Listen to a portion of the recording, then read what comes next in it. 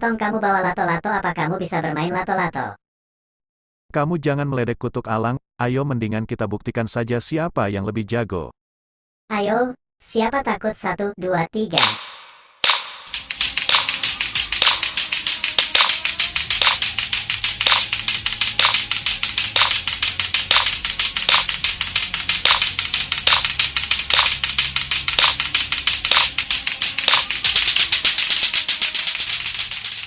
Ternyata cuma segitu saja kemampuanmu. Lihatlah permainanku. Jangan sombong kamu Tuk Alang, aku pasti akan segera mengalahkanmu.